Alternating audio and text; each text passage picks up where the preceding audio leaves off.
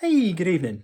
So we're here today, actually at home at the moment, but we are going for a travel day. We're back once again because we're taking a short weekend away at Disneyland Paris. Now, the reason I'm starting the vlogs here because I want to show you our travel day because we are going for the first time via the Euro Tunnel. We are driving to Paris.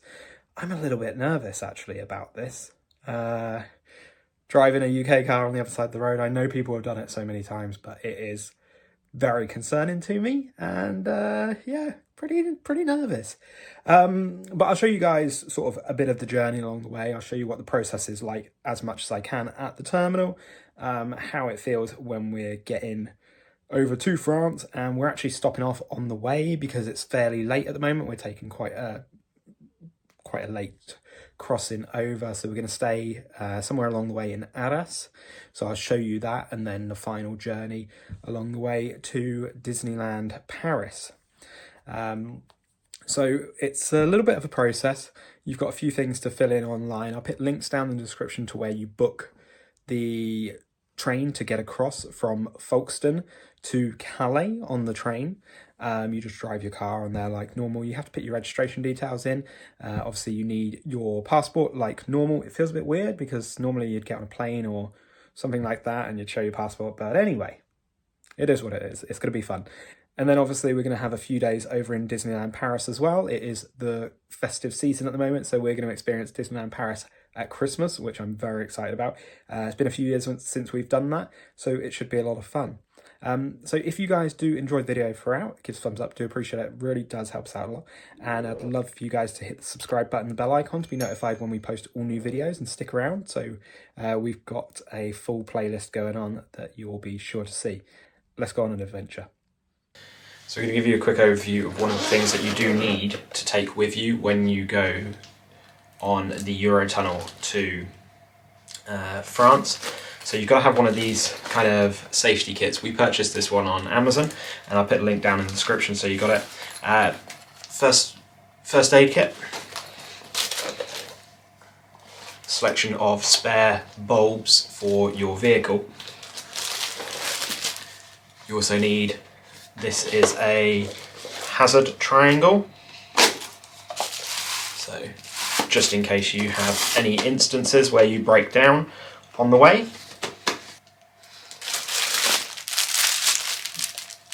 You need to have a safety jacket as well, reflective fluorescent safety jacket.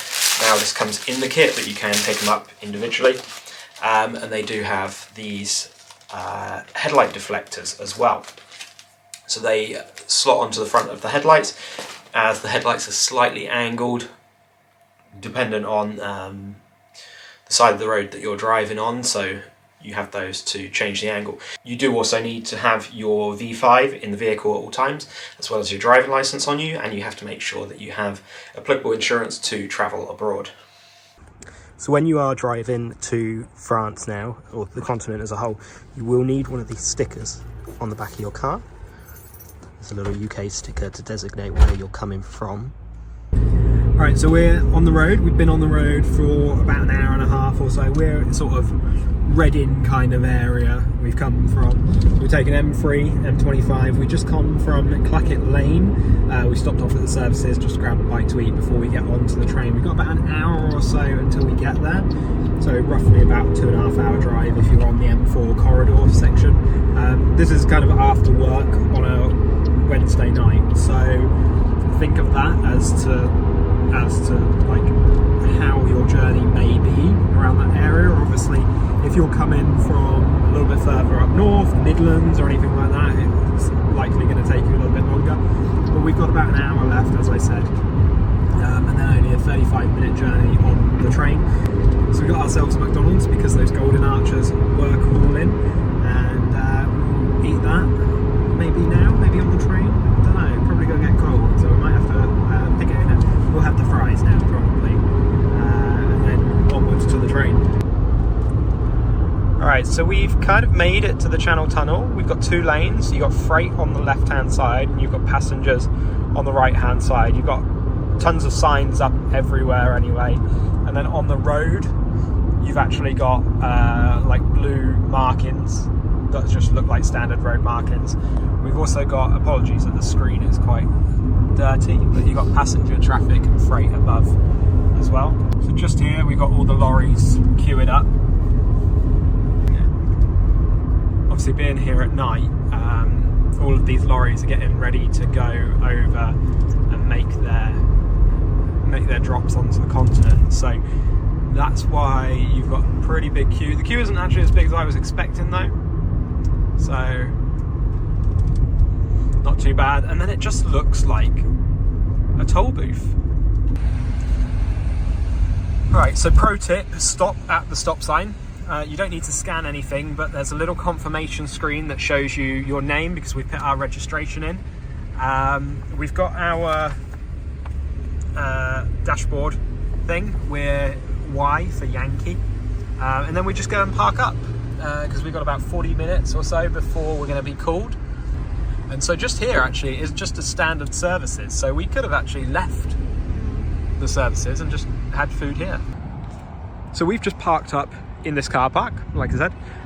Just over here, just zoom in, that's the screen that we need to keep an eye on. So we're waiting for our call. It goes into A overnight. As I said, we're Y, so I think they said it's about 30 minutes or 40 minutes before we have to go over there, basically. Over here you've got the services, as I said. Little pet reception. They ask you if you've got any pets. I'm assuming they're going to check the pets' passports and things like that. They have got Tesla superchargers here. I believe these are open to all vehicles, all electric vehicles, and I believe they've also got some more EV chargers around here somewhere as well. But this is cool. This way to France. How cool is that? This is really weird. This is the first time we've done this, so it's quite interesting. So we're in here in the terminal. They've got the board up there again as well. You've got a duty free in here, which is quite cool. W.H. Smith, AA. You've got Starbucks, Lyon, Burger King, Le Gare. So you've got quite a few bits and pieces in here. And then obviously you're going to have your restrooms and whatnot as well. Down there you've got exits. So we're here at Christmas, so got Christmas stuff. Look at this, we've got a giant Guess Who. And it's like a French version of Guess Who. You've got French and English guys. So we're going to play this because why not? So we've got demonstrations of the tunnel in here, the terminal and everything. Shows you the actual tunnels themselves. That's what they would have used to carve out the tunnel itself, the cutter head. And here's a model of the insides, which is really cool. Terminal in France, terminal in the UK, that's where we are now. And then you've got all the intervals. It takes about 35 minutes or so to go between them. So we've been called. It's a little bit of a squiggle jiggle around here. You kind of got one-way roads and you just have to really follow them. You've got 2 lanes though, so you can get in 2 lanes. We've got the lane to France this way. It's really, I don't know, I just find that quite cool. And we're just following the traffic now. And I say traffic, there's actually just really one car in front of us. But the terminal was nice. It kind of felt like an actual airport terminal, which was cool.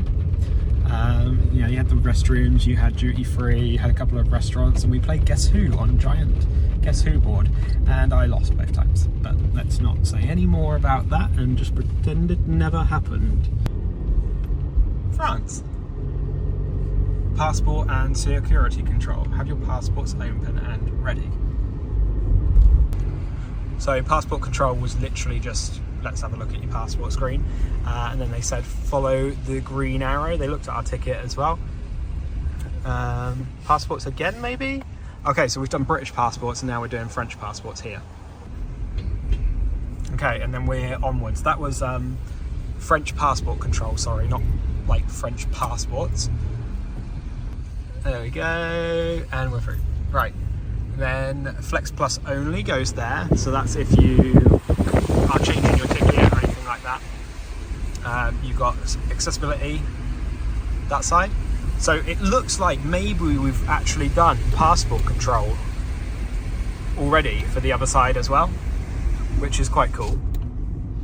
But there's a lot of driving here on this side. Okay, here we go then. We are getting on the train, the Euro Tunnel.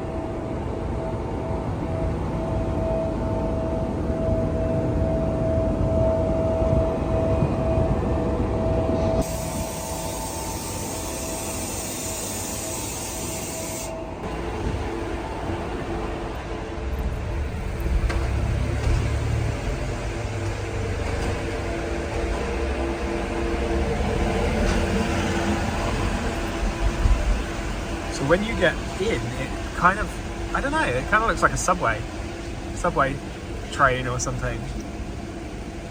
Very strange this is.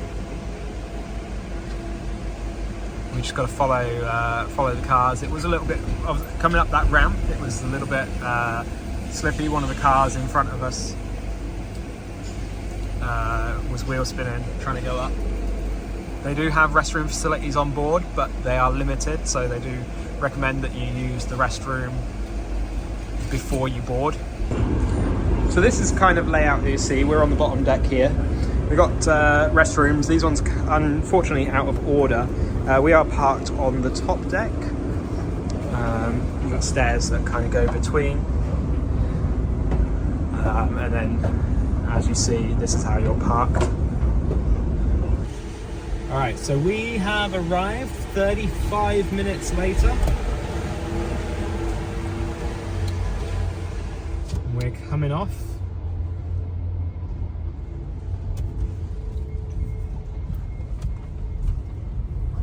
And then there we go, we're in France. Oh, they've just kind of split the train in half.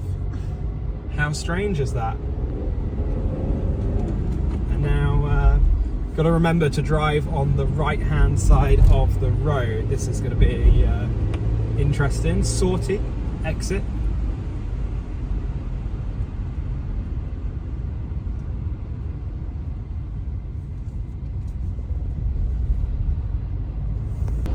Alright, so this is quite weird already. Lines are very difficult to see at the moment because it's been raining. They're not quite clear. They're not as bright as they would be in the UK. So we're just driving on this road. We're stopping in a place called Arass tonight, which is about an hour and a half from Calais. We're stopping there because it's now 10:15 at night, so it's getting quite late. 10:15 French time. It's still 9:15 over in the UK. But we're going to kind of stop halfway. We'll give you a tour of our hotel room. It's a hotel called B&B Hotel, Arass. Small town on the way to Disneyland. Drive so far, the roads have been nice and easy. It is just a straight run essentially from Calais to Arass. So you can just see like the road itself is basically just a straight motorway. We've got this for 60 miles now. Nice and easy. We're going probably 70 miles per hour now. We were 50 back there. And it's just a straight shot to the hotel at this point. I imagine there'll be a little bit of a few turns as we get to the hotel, but overall so far it's been a very easy journey. So if you are thinking of doing this, obviously we'll reserve full judgment for when we actually have to drive to Paris in the morning. But it seems pretty good so far. Okay, so we do have toll roads here. The total that it said to go to Arass was €8.50. So obviously bear in mind we're on the other side of the road, so you're going to have the passenger do this, or you're going to have to get out yourself. I don't know how much this toll is. Doesn't say. Alright, so what we think's happened, we've come off the toll road, and we've got our ticket, and then we pay at the exit here, and that's essentially like it knows you came from point 1 to point 2. So we're going to put the ticket in here, and it should be like a little machine. You've got your tap to pay.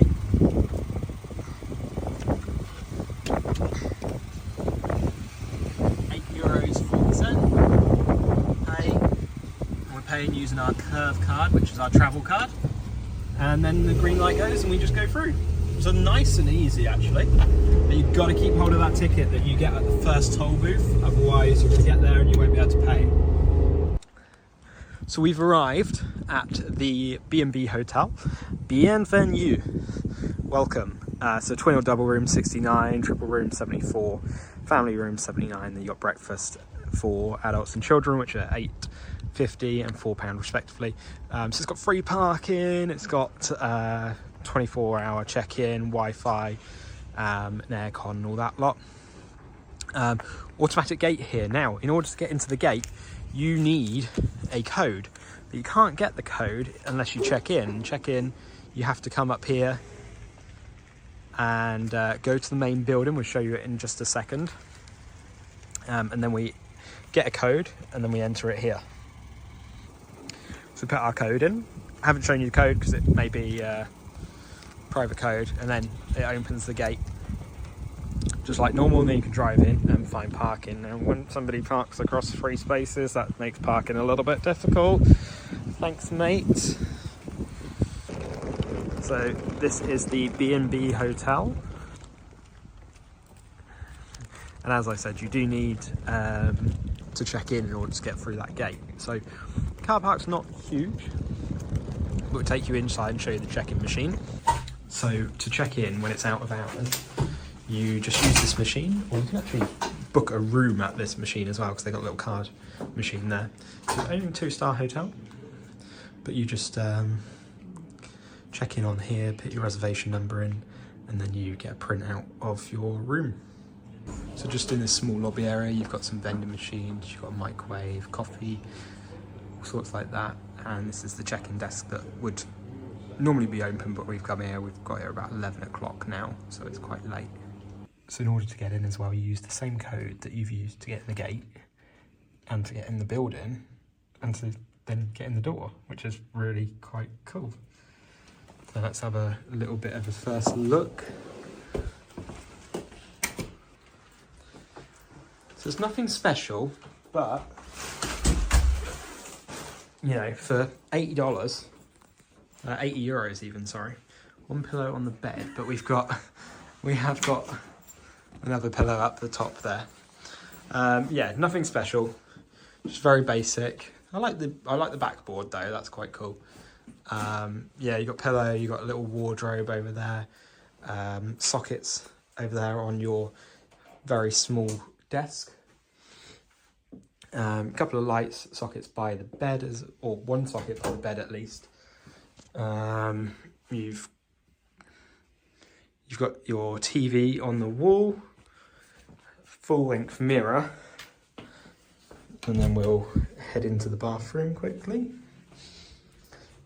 And then, yeah, small sink area and walk-in shower. They do provide the mixed hand body wash, hair stuff as well. But overall, not bad. We're not going to do a full review of this because we're literally here for like 8 hours, but we'll let you know like how we sleep in the morning and stuff.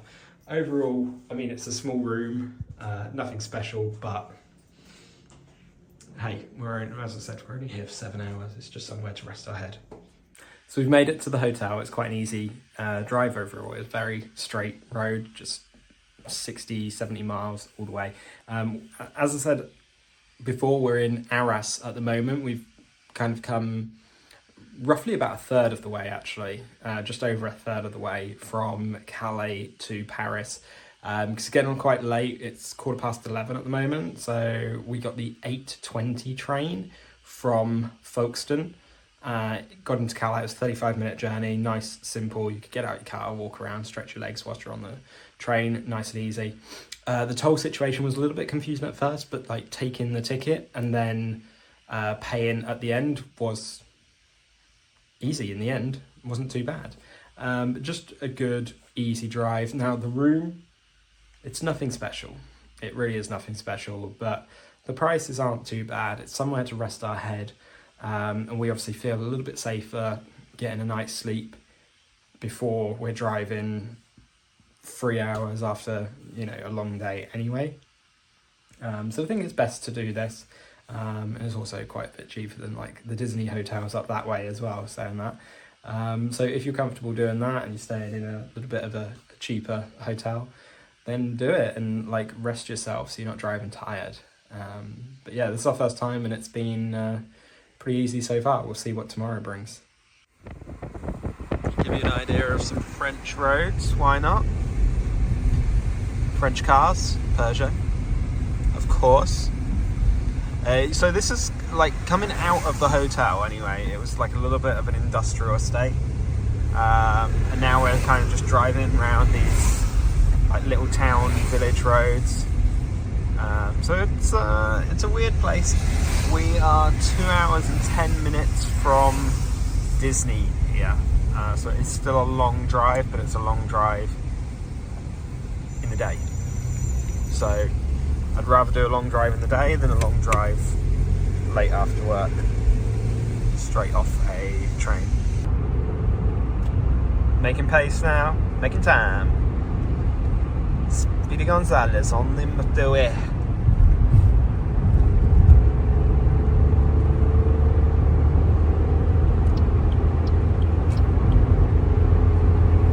So just give some thoughts on the hotel. We didn't get breakfast there because it was like $8.50 for essentially a continental, I think that's what it was.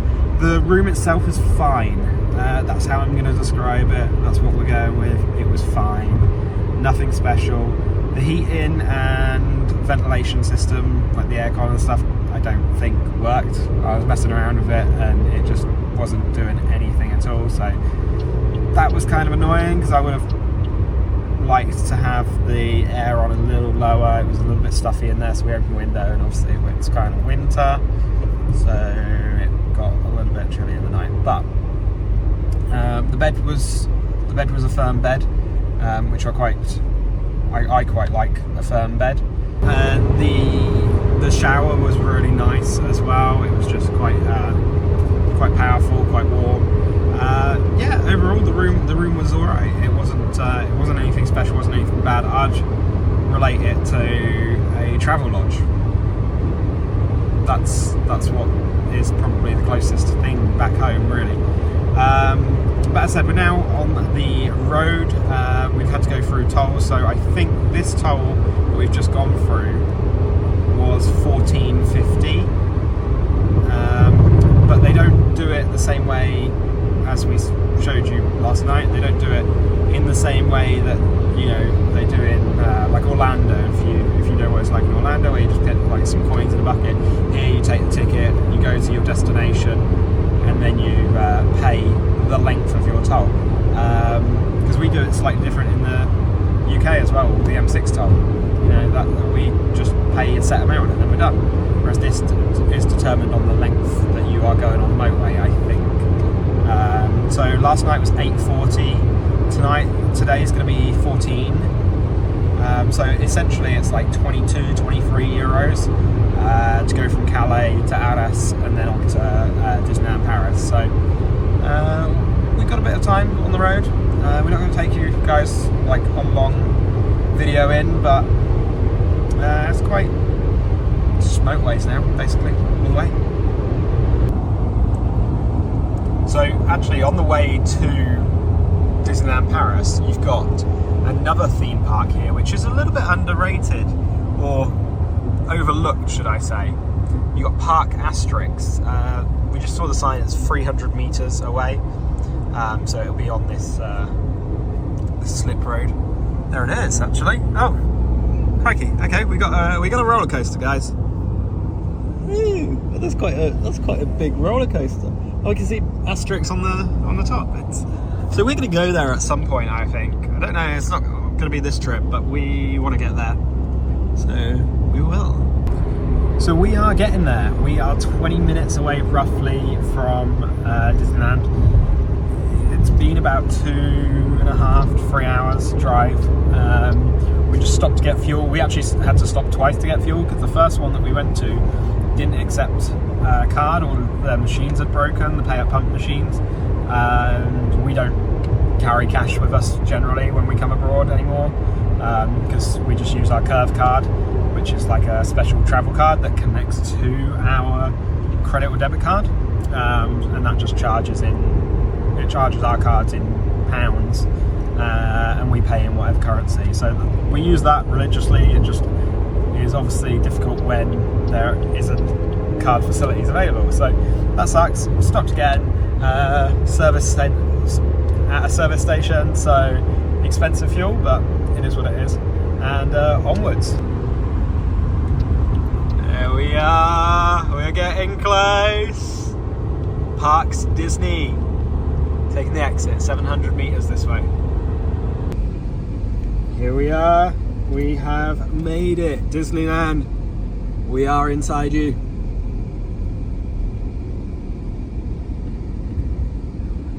Yes. This is the parking structure at Disneyland Paris. Or I say parking structure, the parking lot. They are covering the entire thing in solar panels, and my gosh, they should do this in Florida, because when you get back to your car, it feels like Satan's armpit. It is disgusting getting back to your car in Florida after a long day. So that is it. That is the end of our travel day here. We've made it to Disneyland Paris, our first time driving. The next video is going to pick up right where this one leaves off, because we're going to explore the day in the park now and just have a good time here for Christmas. So hopefully you guys have enjoyed it and it's been nice and easy. We just scanned our annual pass when we came in, like normal. Very good, very easy. Parking was free with the annual pass. It's 30 euros, sorry, without. So get an annual pass if you're here more than 4 days. It is definitely worth it. So if you have enjoyed the video throughout, give us a thumbs up. I do appreciate it. It really does help us out a lot, and it'd be great if you could hit the subscribe button and the bell icon to be notified when we post all new videos. We'll see you on the other side. Thanks.